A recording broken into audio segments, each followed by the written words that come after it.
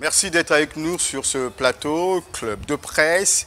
Vous savez, le gouvernement a organisé pour la énième fois les concertations politiques pour préparer les élections législatives et locales qui pointent à l'horizon. Voici donc l'ossature de notre échange.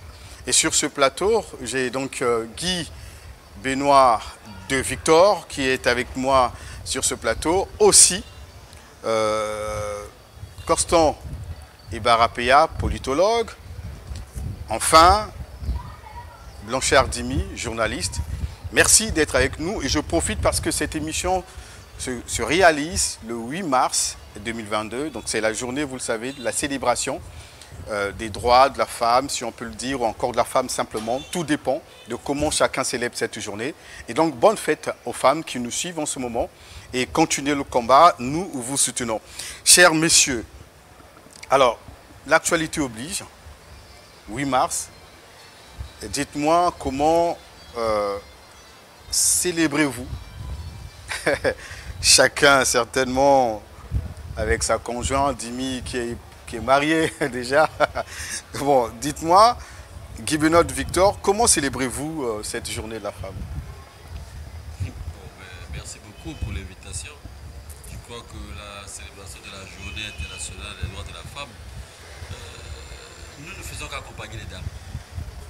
On ne fait qu'accompagner les dames. On n'a pas eu une manière particulière de la célébrer. On les accompagne parce qu'elles-mêmes apparemment n'ont pas encore compris qu'est-ce qu'elles veulent, qu'est-ce qu'elles célèbrent. Ouais. Au regard de tout ce qu'on constate dans nos maisons comme à travers le pays, je crois que ça se confond. C'est beaucoup plus festive que vraiment réclamation de droit ou affirmation de son identité en tant que femme. Je crois que moi, en ce qui me concerne, je ne fais que soutenir, mais en éduquant, parce que je me dis que les propriétaires de la fête ne maîtrisent même pas pourquoi elle fête. On dirait que ça tourne autour des pagnes seulement. On en parlera, Guy Benoît de Victor. Constant Ibarapéa, vous êtes souvent entre deux avions. On a du mal à vous géolocaliser. Douala, Cameroun, Yaoundé, Brazzaville, tout le temps. Et la fête du 8 mars arrive pendant que vous êtes à Brazzaville. Heureusement que vous êtes sur ce plateau. Et comment vous la célébrez? Ça se passe comment? D'abord, merci de m'avoir associé à ce débat.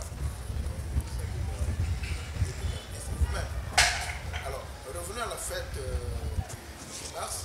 Pour moi, c'est tellement d'événements. C'est tellement d'événements. C'est une journée sans objet.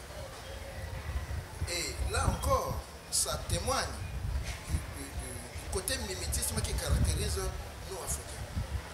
Si sous d'autres cieux, cette journée mérite d'être célébrée, il y a certainement des justifications. Mais chez nous, ici, je ne vois pas qu'est-ce qui pousse les femmes à revendiquer quoi. Quels sont les droits qu'au Congo nous privons aux femmes? Quand on dit... Constant Ibarapéa, on en parlera, mais je voulais savoir, est-ce que vous avez fait un cadeau à votre chérie, à votre petite amie? Est-ce qu'on dit... Évacuer ça de mon univers mental et comportemental. Ça n'existe pas pour moi. Merci, on en reviendra, merci. Merci. Voilà. Merci. Blanchard Dimi, il y a quelques années, je suivais une émission qui a été réalisée sur votre couple, sur Télé Congo.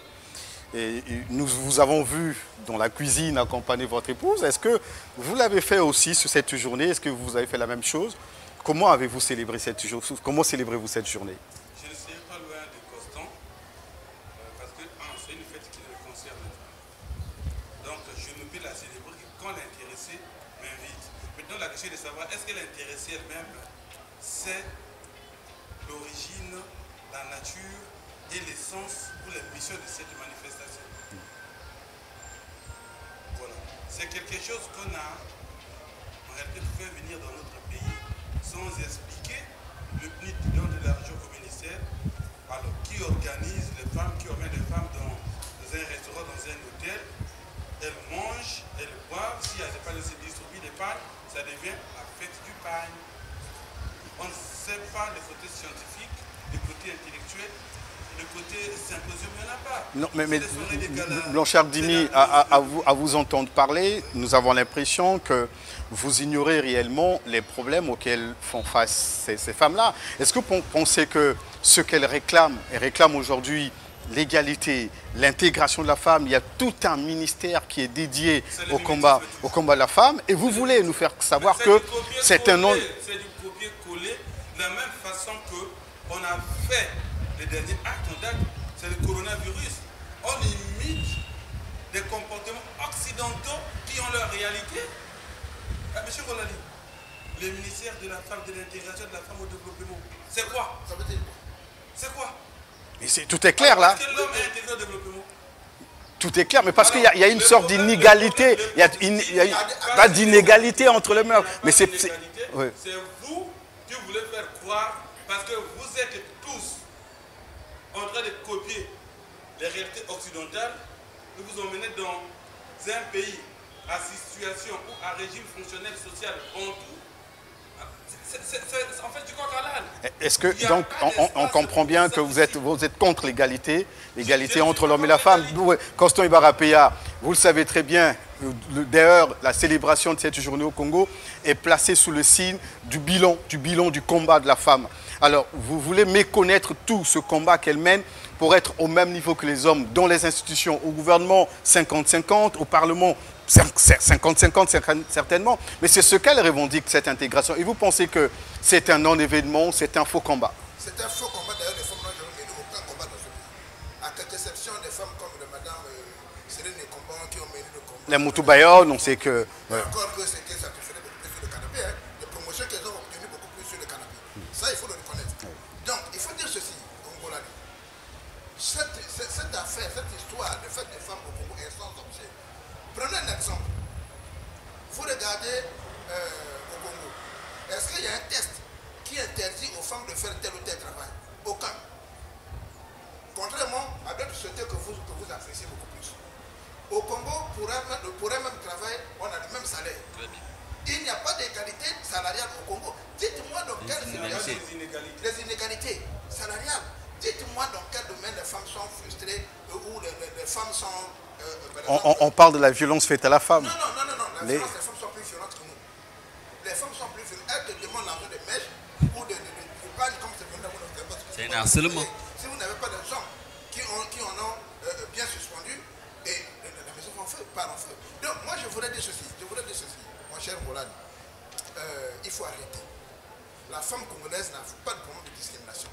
Ils ont amené l'imposture en disant qu'il faudrait que ça ait la représentativité dans les institutions, même dans les assemblées. Mais l'élection obéit à un processus qui est le vote.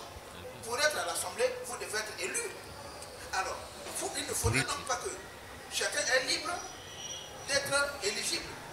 Et nous sommes dans un parti, vous n'allez pas limiter les candidatures des individus pour dire qu'on doit prendre les femmes parce que chacun doit exprimer ses ambitions. Donc, vous ne pouvez pas, même en France, est-ce que le Parlement français ou américain, puisque ce sont eux qui vous ont inculqué ces bêtises, est-ce que le Parlement est parlementaire? Et Guy Benoît Victor, on est tous conscients qu'au gouvernement, il y a 8 femmes, si je ne me trompe pas. À l'Assemblée, il y a 13 apparemment, entre le Sénat et l'Assemblée. Je n'ai pas les chiffres exacts. Mais est-ce que vous ne pensez pas que c'est vrai quand les femmes dénoncent cette inégalité et quand on constate, je n'ai pas les statistiques, que si sur 100% des hommes et des femmes qui quittent le collège, le lycée pour l'université, il y a plus d'hommes qui réussissent et pas les femmes. Souvent enceintes, souvent arrêtées parce que, enceintes surtout, violées, quelque chose comme ça. Est-ce que vous ne pensez pas que quand le ministère de la promotion de la femme et de l'intégration de la femme au développement brandit ces éléments pour dire que la femme est marginalisée, que la femme n'a pas réellement sa place dans la société, n'a-t-elle pas raison, ou ce ministère n'a-t-il pas raison d'agir de cette manière? Très bien. Je crois que mes prédécesseurs ont commencé déjà à tirer à bout sur cette affaire-là. Je vous assure, pour savoir si ce ministère-là a sa raison d'être, il faut donc répertorier les problèmes que vivent les femmes. Elles vivent quels problèmes? Si vous parlez de l'arrêt scolaire parce que pour cause de grossesse ou de ceci, je vais vous dire que dans ce pays-là, à notre génération, si vous êtes élève, vous avez enceinté une fille, elle a fui l'école, vous aussi homme, on vous virait de l'école. Ça se passait dans ce pays. Dans ce pays. Tu es au collège, tu es au lycée, tu as enceinté la fille d'autrui. De la même manière qu'on va la faire partir de l'école, de la même manière, toi, l'homme aussi, tu sors. Parce que ses parents ne peuvent pas accepter que tu continues pendant que la fille est à la maison.